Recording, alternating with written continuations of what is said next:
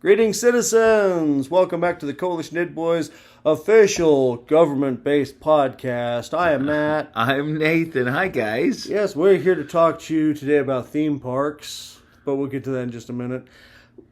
Well, we're on a world tour.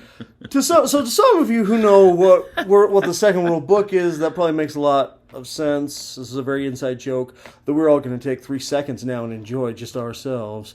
Those of you who are new to this world, well, let the anticipation grow, because anticipation's good.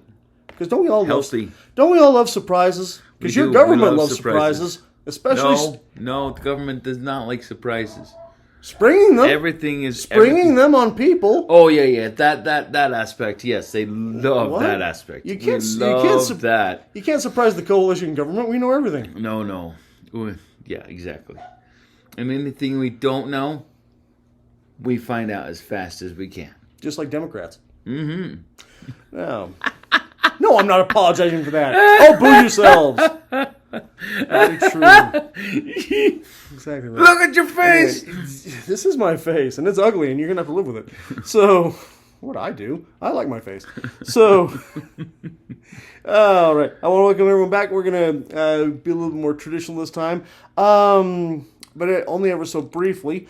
So there was here's a cool thing. Mm-hmm. Mega damage news. Mm-hmm. Cool thing that happens. Palladium still has not raised their prices. I thought that was very. That's always been. Cool I mean, they've raised the prices only once. Well, the tax. Or is it twice? The tax has gone up, but you can't help that. Have they raised it twice in their entire 30 years, or it's just once? Just one time. Dude, that's an amazing thing to do. So I thought this was mega damage news worthy. I mean. Taxes are taxes. I mean, well, it's like I said, the taxes have gone up, and nobody can help that. You can't, except the government. Oh yeah, because we control the taxes. Yes, we do. Anyway, so that's some mega damage news that I thought was worth worth giving a shout out to. Also, let's not forget the big open house next year. Oh, I'm so excited! I got my money and everything put aside. Yes, we do. Woo!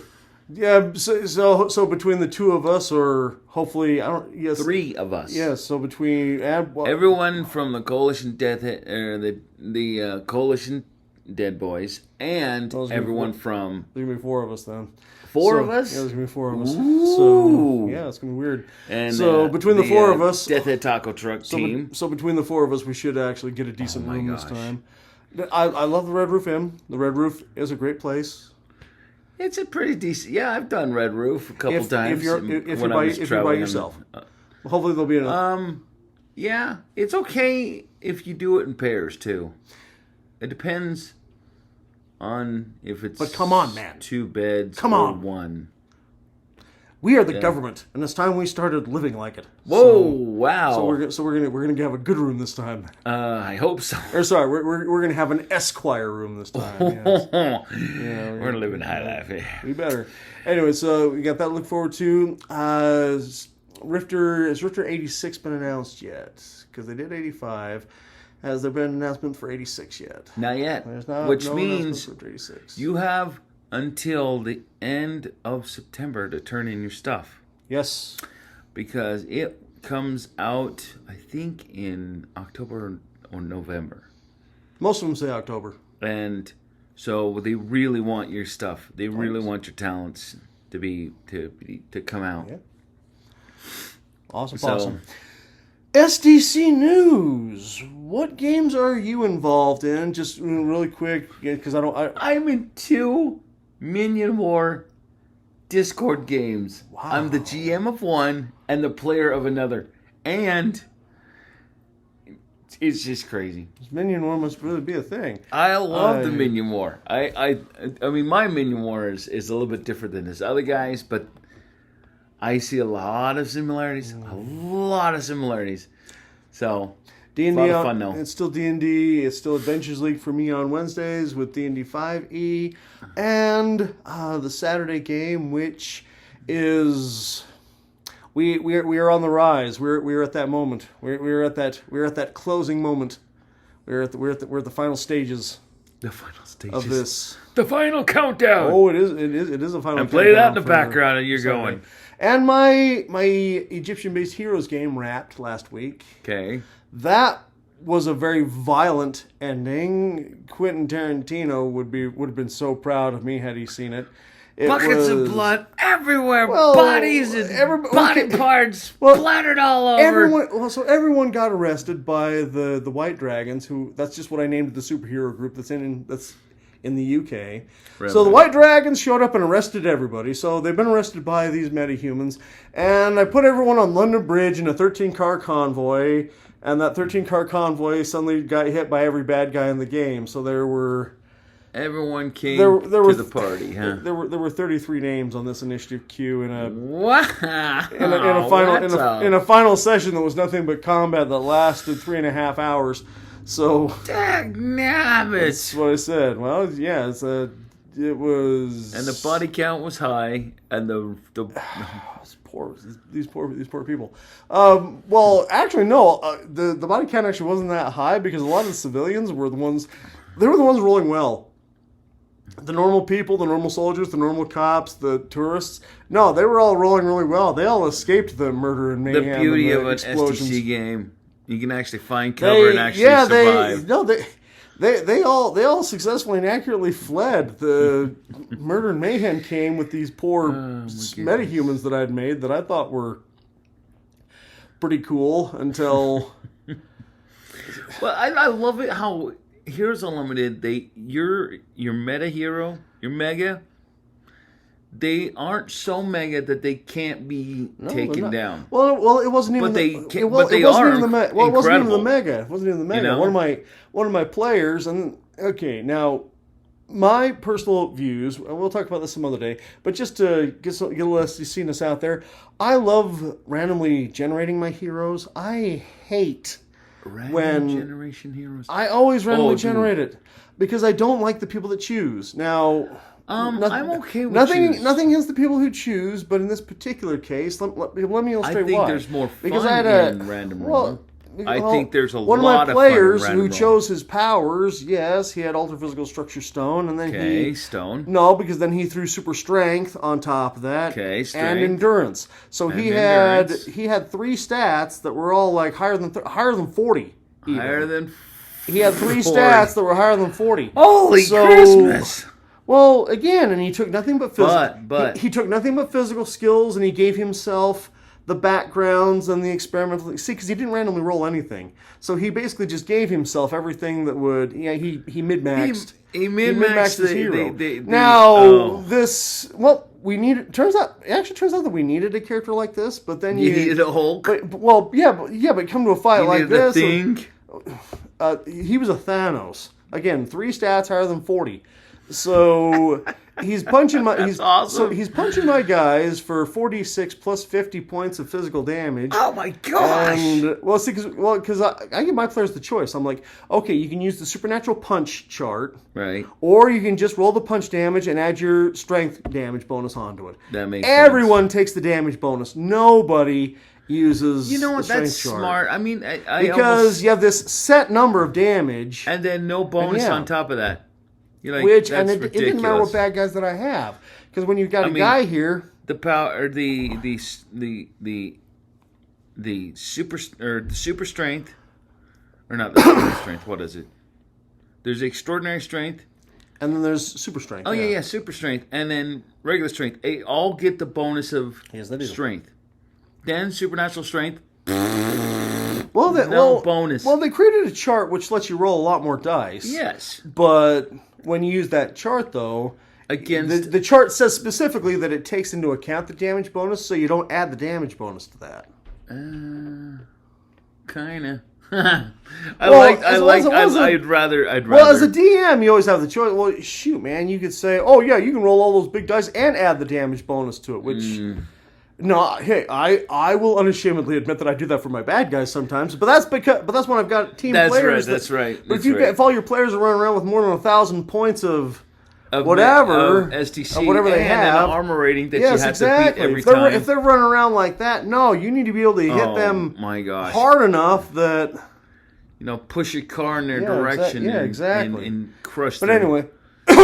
anyway, so yes, that's enough of that. That's how my superhero game ended. It ended with a gargoyle basically punching with all my bad guys, with a gargoyle punching all my bad guys to death, and the awesome. and the hardware, the character. Oh my gosh, that's Zella awesome. was playing the billionaire hardware, the genius inventor. She was super genius. She was our Tanya Stark in all of this.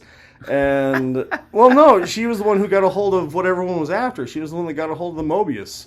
It's basically it's Egyptian. So the Epicisimus. In other words, she could see the future. She could see the future of everything. Now, but she screwed up on the dice rolls, and I live by the dice rolls, man. You don't get to cheat. But that's fate. a fun so thing. What she had, what she ended up with was she could see the future, but only for 2 years, and then the power was going to be gone. That's fine. That's fine. And so that's basically just where the game kind of came to an end, as with the last 3 of my super bad guys that were finally on top of everyone. Even poor Gargoyle Boy had been blown up and dropped in the drink.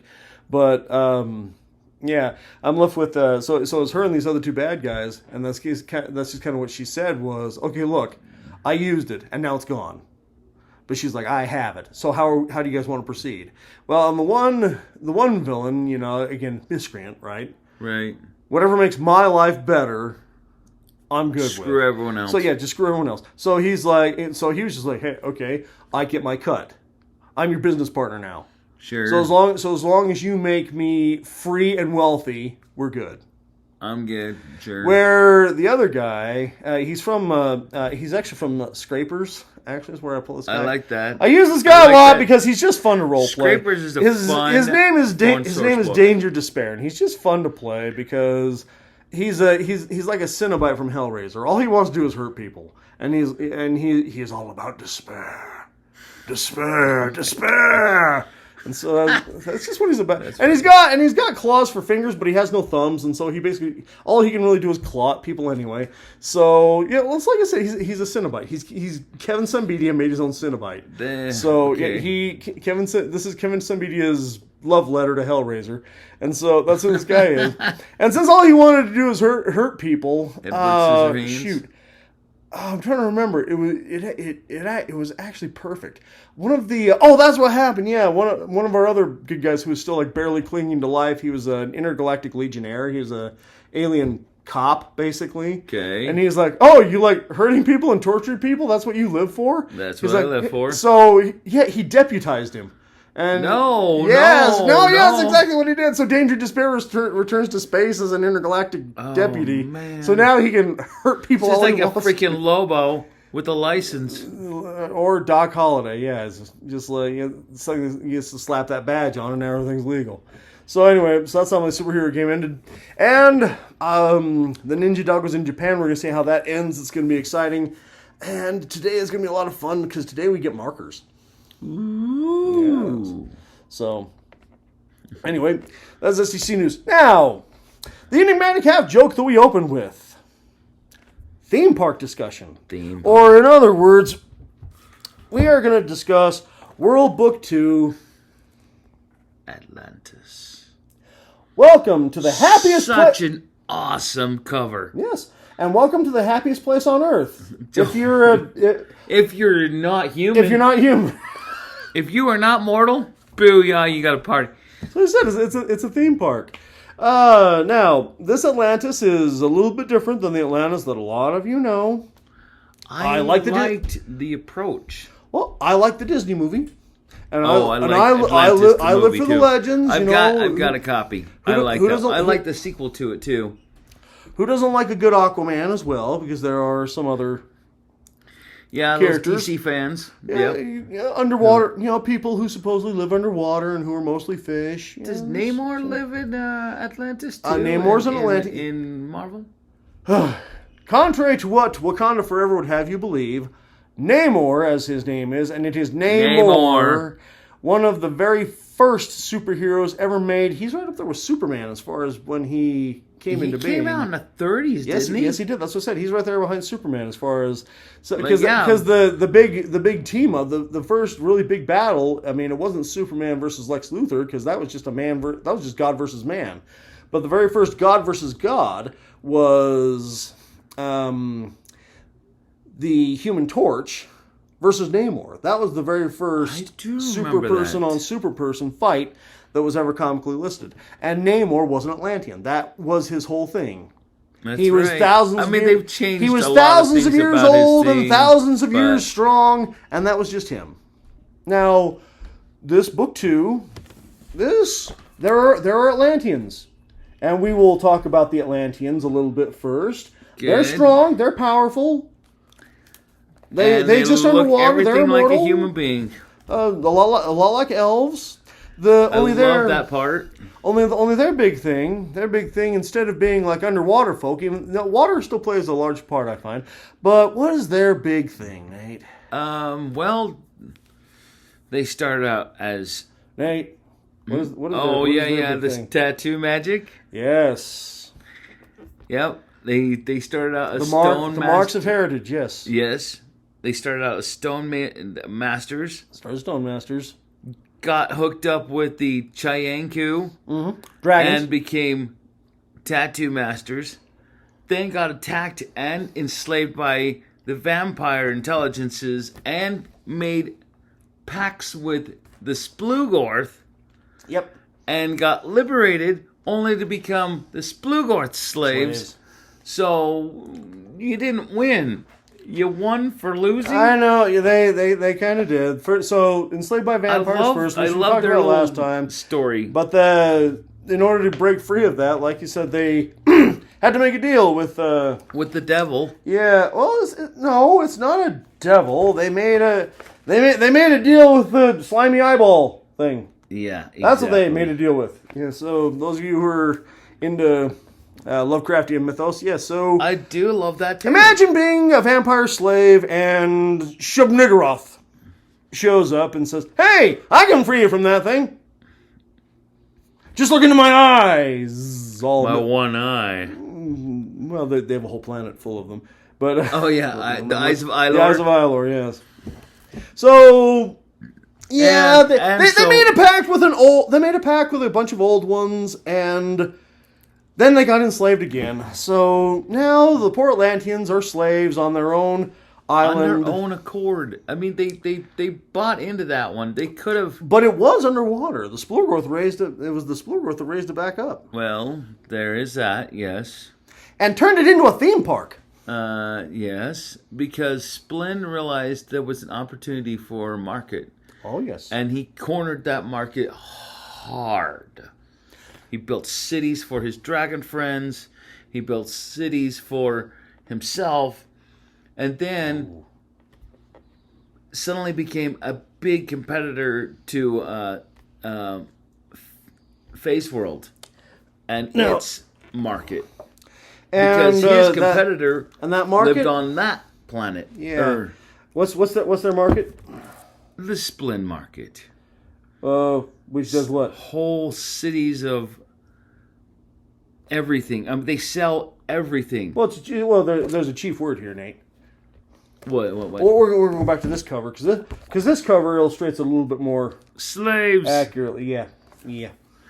Well, he tried to. I mean, he's got deals with weird things. I mean, I found some stuff in Dival, where he is buying fruit from the devils and selling it at 10 million a fruit. Well, yeah, but that's because that devil fruit grants wishes. It grants superpowers. Yes. And I'm like... sorry. Right. How foolish I'm here, sorry. Yes. I'm like, and it's for several months, if not years. Then, of course, it wears off and you need it. The first one's free, right? But then it wears off and you're addicted to it, yeah. And it's highly addictive, right? Yes. And he only gets 3 of those fruits a year. I'm like, holy crap. Which means it's rare for him and it's rare for the customer, which means the value of that 10 million is, of course, there because he has to go to Dival. Oh, there are customers for it. He has to pick up the fruit and not get killed. Then he has to go home and then sell the fruit, and he's probably got tons of buyers. I mean, I bet you he slaps it on the bid table, and he goes, "All right, I'm starting the bid, at $1 million," and watches it just go, Interesting conundrum you bring up, the Minion War and the Duval and all this Atlantean trading. And they don't like the devils and the demons. I'm just curious. I mean, this is foreshadowing for future episodes, but do you think this devil fruit is cheaper in Canada or Mexico? In other words, with pesos or with Canadian dollars? In other words, Minion War, is it cheaper to get it from the El Paso cyst or the Calgary fissure? I don't know that. Which devils is it cheaper to get it from? Yeah, we love our Mexican and our Canadian fans. Just so you know, yes, we do. Okay, but Atlantis theme park to the supernatural. It's full of pyramids and statues. Oh yeah, you rarely ever see the old ones. See, because these disgusting, slimy eyeball tentacle creatures, like I said, they're old ones. They're not evil. They're not after your soul or your blood or your body. They want your money. They want your money. See, they're not evil. It's all about power. They're all about control. They're just an intergalactic pyramid scheme. Oh my gosh! Nothing evil here. Tons and tons of nations and worlds worship and follow these guys and do whatever they need. And they love. They have minions. They're able to. Like all old ones, they can share their power. The first and foremost being with the dragons. No, they don't like dragons, dude. Dude, they have a whole city in Atlantis of dragons because they're afraid of them. Well, it's a love-hate relationship. The Italians and the Irish, right? They're both mobsters, but because keep they're them close, keep your enemies closer. I guess that's what it is. Yes, you keep your enemies closer. Yes. Right. Okay, but they've got a lot of. I don't know if I want to call them slave races, or hench races. You know. These guys that we're talking about are the hench races. First and foremost, we've got the High Lords. These guys are like priests and magic users, and that's what they are. But it says specifically that these guys are kind of physically weak. These guys were regular SDC Joes before the Splurgorth found them. But they have a talent for magic that is unsurpassed. There you go. And that probably... Next, we've got the Conservator. The same type of creature, but these are like the supernatural juicers or crazies. This is a supernatural Superman's. And the Splurgorth Mega Overlords. That's my favorite. This is a mega monster with bonuses that you would not believe. These guys heal super quick. They don't need to eat. They don't need to sleep. They literally have eyes in the back of their head and a third eye in the front of their head. Oh, thanks to all, what is it? A stinger, and they've got multiple limbs. These guys really are... like symbiosis. Oh, yes. And Overlords. That was the other thing I forgot to mention. These guys are masters of symbiosis. Oh, yes. They change you at a molecular level. So they've got tattoo magic, stone magic. They've got... people changing you at a molecular level. They got rune magic. They've got so much magic. Oh, These guys are they are hungry for control. And there's a reason why they have planets that worship them. Oh, yes. There's a reason why they're willing to send tens of thousands and slaves to the market or to their other worlds that need to be in that area. There's tens of thousands of slave soldiers that's what we're about to get to. That's what we're talking about this game. I love the story about these things. This is their rank and file soldier. I'm trying not to get the sheen on this. This is an overlord. Power Lords look the same. Power Lords are just bigger, meaner, and uglier and taller. Better armed. I think they're like a foot or two taller. Power Lords are the commanders, so they're bigger. Yeah, but they're bigger and stronger. But they're just they taller. are a foot taller. Yes, but they are just as ugly. I mean, pretty. They are. Well, now the story behind these creatures, I really like the story behind them because might as well just do it because again, it's just really cool. I like the story behind this. The Overlords compose the Splurgorth's main military force and a large percentage of the Kidians. They are indigenous life forms from a planet that was once one of the Splurgorth's most unusual and bloodless conquests. The Kidians, Oh, they give you were victims. I love the pronunciation things. Yes, Kevin's good like that. Were victims of overpopulation.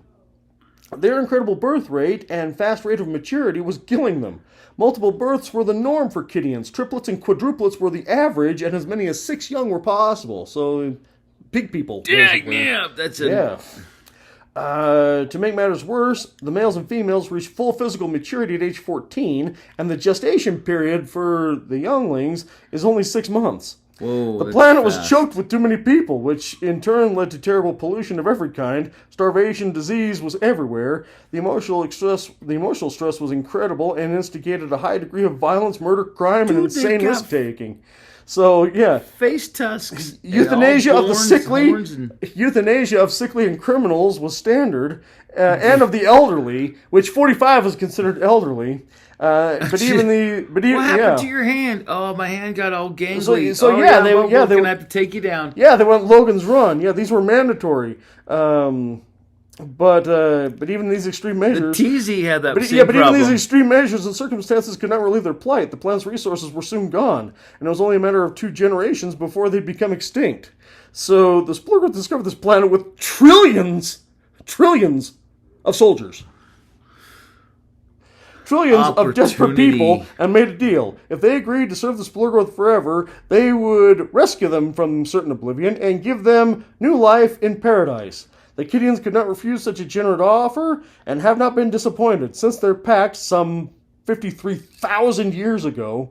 Good night. 53,000 years ago. They have enjoyed a level of prosperity, health, and longevity that they have never known. Best of all, the Kidians, so used to crowded conditions, have been set free to explore and conquer the universe and the megaverse and even beyond. The Splurgoth have had to institute some birth control measures on some of the planets dominated by the Kidians. But typically, can you imagine a Kidian planet? But typically, the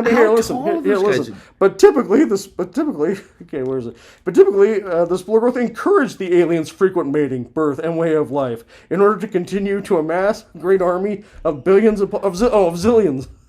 Millions, even billions, may be lost in the conquest of a new planet or the exploration of a strange new dimension, but the Kidians don't mind. It is a small price to pay for... Wow. Because they enjoy combat and adventure, and see it as a small and reasonable price to pay for their prosperity. So, yeah, that's their story. I love that story. I love that. And those guys are like, what, 10 feet? Oh, right. Okay, hold on. Yeah, the story continues, actually. That's a good part of it. The Kidians are normally huge, super strong with powerful builds and possess great physical endurance. This makes them ideal infantry soldiers. They are around... average height is 10 feet, 600 pounds. 10 feet? But 600 pounds, that's kind of skinny for 10 feet. But, actually, no, it's not. That's a square build. That's standard. Oh, and then my favorite. It's the one that's on my shirt. My absolute favorite. I love these guys. What do they call it? The slavers? The slave barge? I know some Warrior Woman, but that's You know what? That picture says everything about the relationship between... The Splurgoth Slaver, a.k.a. the Minion. This is the one that everyone knows is the Minion of the Splurgoth, because this is the horrible, awful creature that goes around to other places on Earth. And picks them up. You get to fight and die, or you get to live as a slave. That's your choice. Boy. The visage of the slaver is demonic. The creature is 12 feet high, even inside the barge. The large elongated head shares nothing in common with humans, and the mouth is huge, huge, filled with 3 to 6 inch canine teeth. If the beast ever had eyes, they have been replaced with the artificial sensors that that are all over the head. The normal body of the minion is serpentine with a thick snake or eel, adding 12 more feet to its overall length. The additional length body is not apparent. On the Ilor barge, which you see there, because the lower body is built right into the barge itself, and it's a permanent fixture, so they are attached to that. Via rune magic. They did that to a devil a demon in the Minion War. One of those guys is permanently stuck to a barge. Yeah, he is. And he hates his life. Yes, he does. Well, it's like I said, the Splurgoth is linked to the 5 eyes of the barge, plus the additional 5 floating eyes around him. Right, and he can which somehow means you collate. Cannot get the jump on this guy. He's like a beholder. Because listen, somehow he can collate all the same data that he's seeing from all 11 of his eyes, and he responds with lightning reflexes. This combination of acute sensory perception and magic makes the monster 5 times more alert, quick to action than even the most powerful human. The heightened senses also keep the slaver hyped up, much like a juicer. Your best guard, because you're gonna get yourself killed. Well, if we're talking about the things strategically, okay. And they're natural mega damage, and they also have a force field. One. And that force field, number 2, you can't shoot them before that force field engages. The That's rules right. state that they have a force field that engages whenever they can danger see is with perceived. their 11 eyes. And they've got everything. They can see in all directions. Alterian women to be extra hands. Well, let's talk about them. So now we're going to talk about everyone's favorite. This is a really big character favorite, very big player favorite, and that would be the blind warrior women. Now I show you this photo. That tells you their relationship right there in that picture. Yeah. No, it doesn't. The slavers love their women. Yeah. No, you know what I mean? It's not like a romantic relationship. It's a my pet relationship. Yeah, I know. These girls are all my pets. I'm going to keep them I've seen the way that your wife treats the dog, yes. Jeez. Wow! Which leads us to this book here. Secrets of the Atlanteans.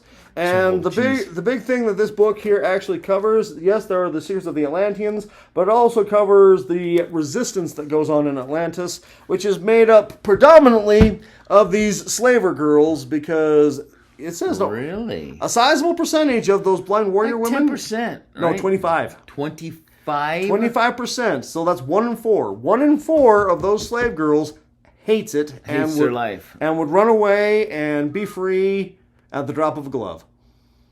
How do you do that when you're blind? And the crazy how thing does is, Daredevil do it? Because that's who they are. 75%. Oh, sorry, we forgot to cover why everyone loves these characters. These blind warrior women that are here on this barge. Yeah, those are female versions of Daredevil. Every single one of them.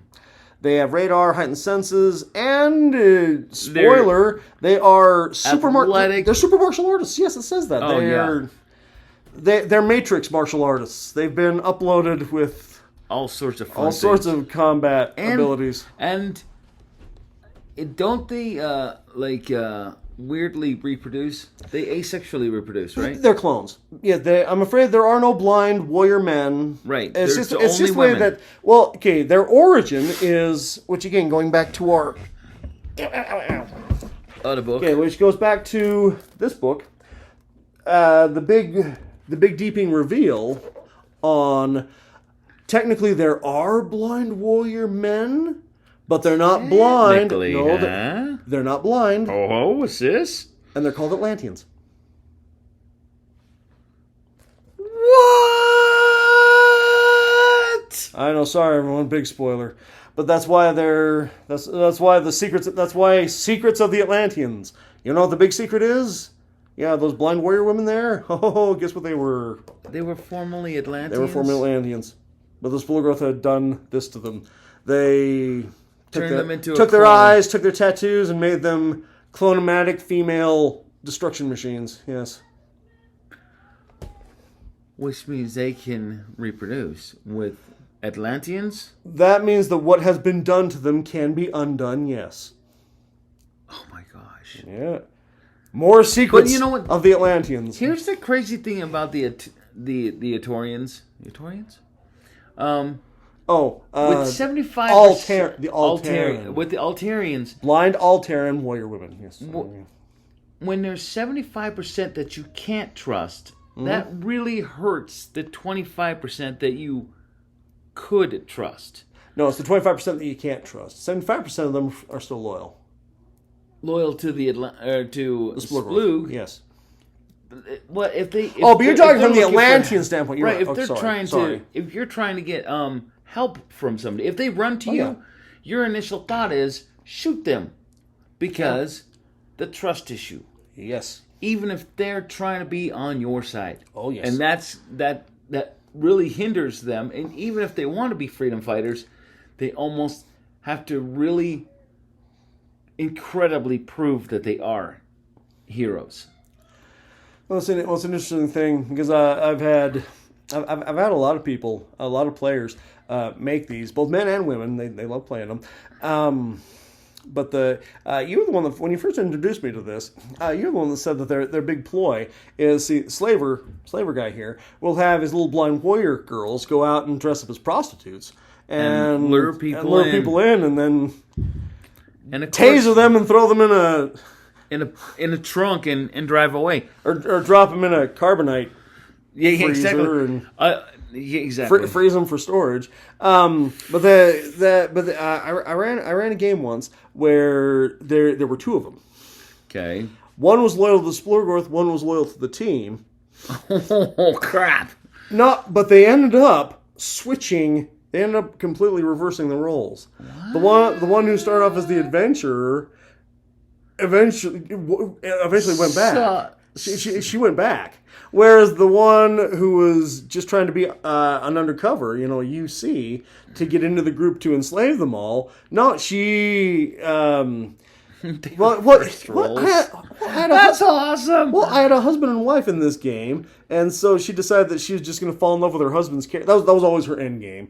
But they hid it from me, too, beautifully. I couldn't believe it. I don't get hoodwinked a whole lot, but they I'm willing to get hoodwinked. They boondoggled me good on that one. That's because a good one, she fell in love with his character and ended up joining the good guys, whereas the guy who was playing as one, just to be a free character, he decided that went dark side. Yeah, his blind Altair warrior woman went back and joined the Return to the Pyramid. So went back to his slimy roots. Went back to his slimy owner to get licked clean of his sins, and to be licked clean of her sins. Oh, that's so nasty.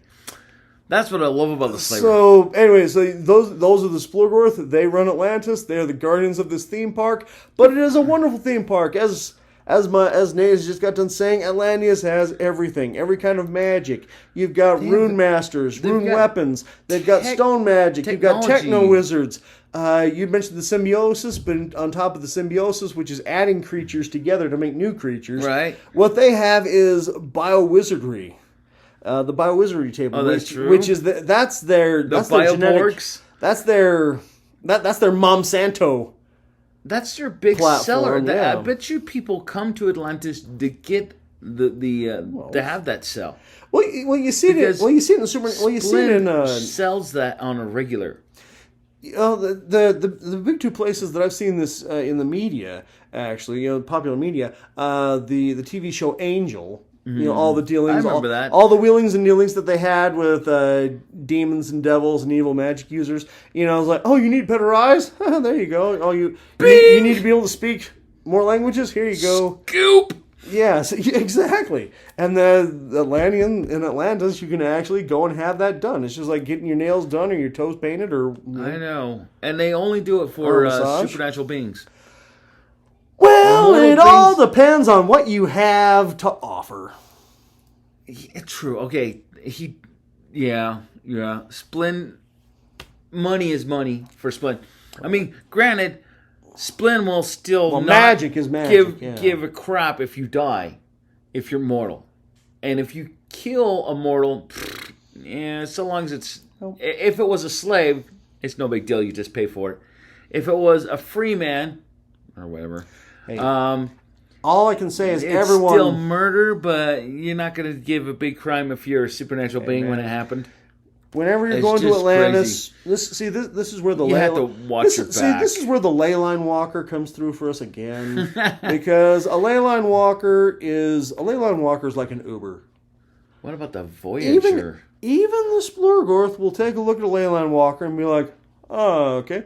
You can travel on ley lines without getting sucked away to any other place. So here, I need this delivered. Take it."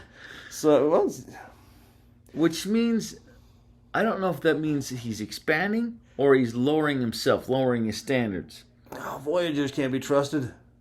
What? They're Atlanteans. And they're slaves. Yeah. But the Voyagers of various kinds, from various clans, yes, could have various intentions.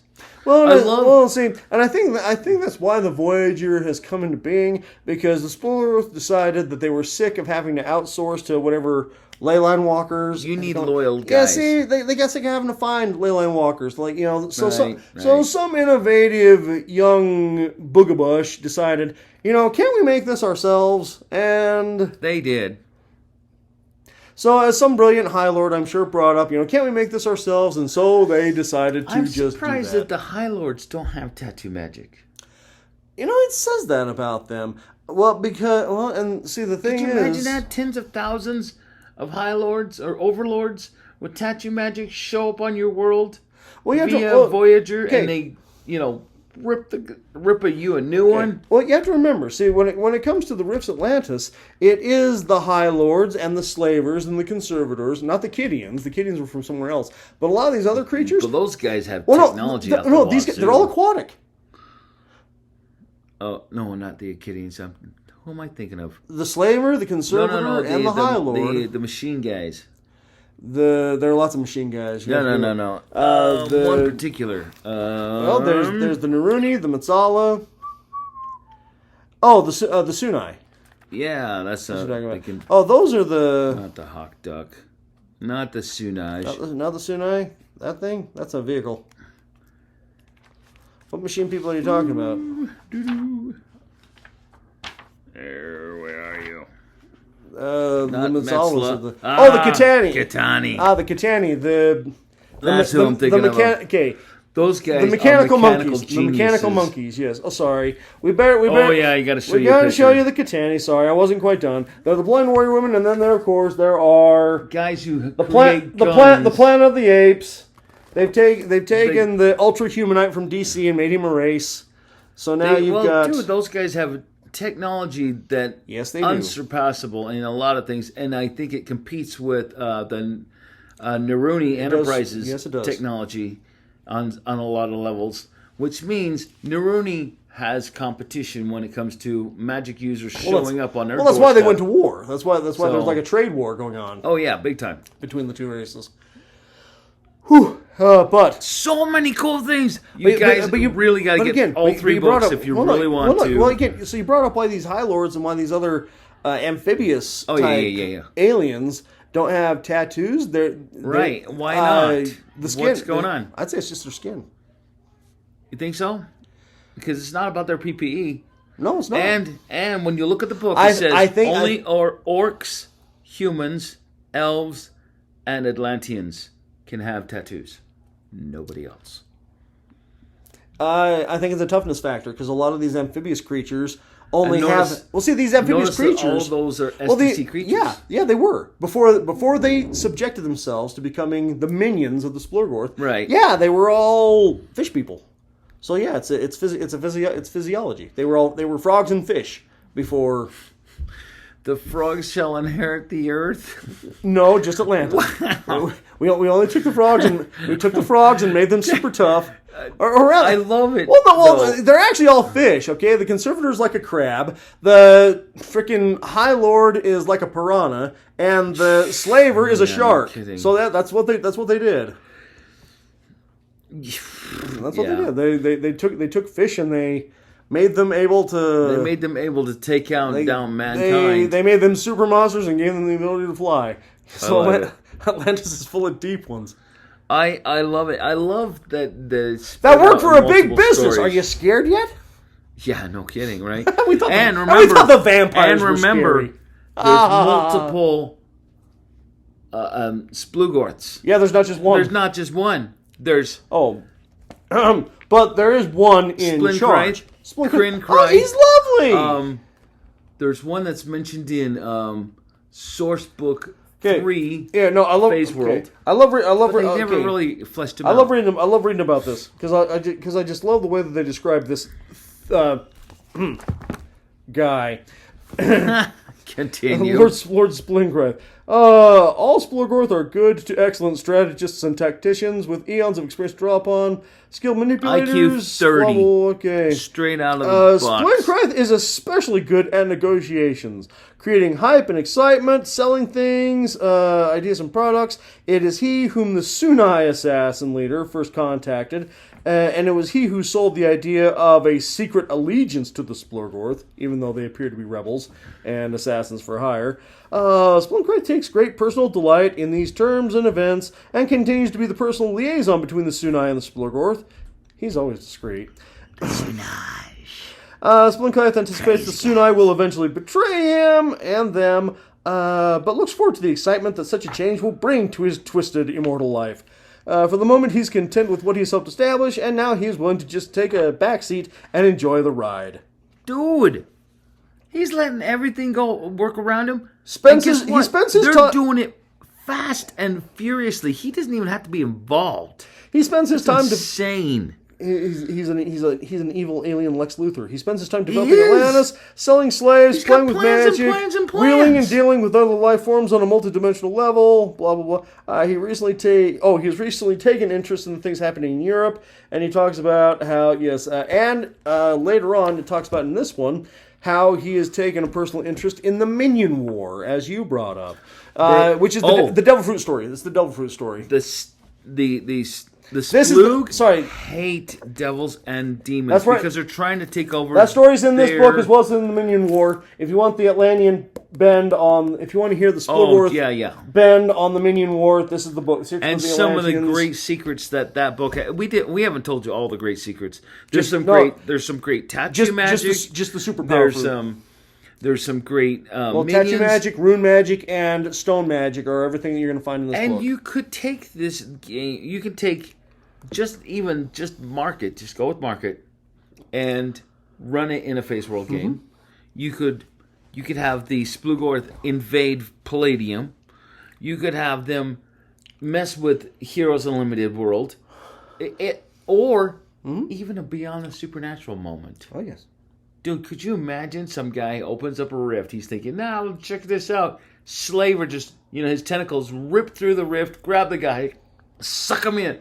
Well, that's on. Holy crap! What was that? No, that's the image that's on the first. We don't have time to find it, but on the hard book, the 50th edition hard book, not the gold edition, but when they first came out with that new hardback copy of the core book. Yeah.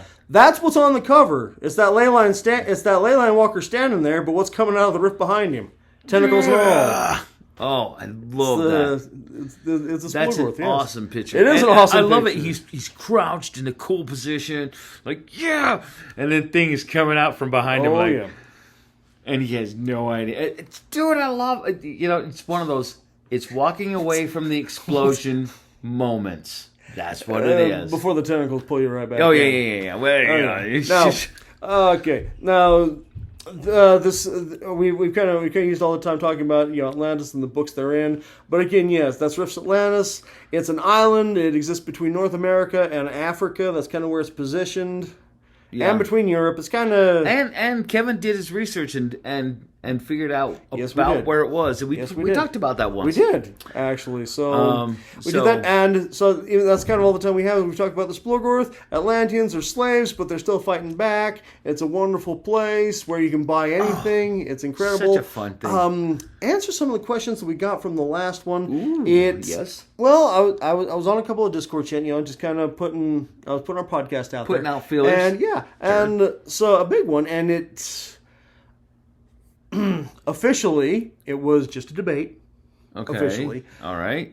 But people were leaving, and people were blocking, and people were doing some other things. Blocking? Whoa, what did we do? What did I start? I'm sorry to say. The discussion came up. How did we get blocked? No, the discussion came up with. The discussion. I love discussions. Come on, guys. With who we can get along. Is who would win? Because everyone, what started was vampire intelligence are easy to destroy. You got people bouting about, how they took out vampire intelligence and it was easy. And then he had someone else. It took 10 years or 10,000 years for the Atlanteans? No. No, not that long, but it took thousands of years, yeah. It took several generations to take out one in vampire intelligence. One! Well, and that's kind of what caused this, because now I don't know and what it mentions I don't know what game in was being Secrets run. of Atlantis. Those guys, it took forever to beat that thing. Yes, it really did. But that's kind of what happened. So, just to answer some questions that came up from that last time. Okay. And I guess I just want to cover. So questions from our recent episode when I put the feelers out there, and everyone kept saying, the vampire intelligence was easy to beat. One person said it was easy versus 9 people that suddenly piled on top of him and said, "No, it's not you. Not so and so." And so. So I guess the answer comes with what the official, what the canon and what the Bibles here have to say. What the we'll call it that. What is official doctrine? Yeah, sure. From the prophet Kevin. Woo! Wow. Prophet Kevin. We're not going to be sacrilege quite that level, but you know what I mean. Oh, everyone's booing me anyway. Come on, folks. Yeah, it's good times. Bring on the hate. It's good times. Come on. But anyway, a vampire intelligence, much like a Splurgorth intelligence, is not an easy thing to defeat. No. And should not be. And these creatures should not ever be handled lightly, unless, again, because I didn't know the nature of the game, and I'm afraid no one gave the poor guy the chance to actually explain. Did he block you? No. It was more like them blocking each other, because I didn't bring it up. I was just posting the podcast, and someone's just like, "Ooh, cool! This is about vampire intelligences." And then someone's like, "Yeah, we killed one. It was easy." And that's what. So he kind of lit his own fuse and got piled on. So anyway, or it could have been she. You never really know. Whatever. It's not like the hashtags. It's not like hashtags in Discords or any other we don't group care sites about list genders anymore. So. But anyway, these creatures should not be taken lightly, and are they easy to kill? Technically, no. But as this guy stated, maybe he had an army. Maybe he did. That's where I'm gonna come from. It's like taking down the 4 horsemen. It shouldn't be easy. But if you've got a battalion of glitter boys, yeah, absolutely.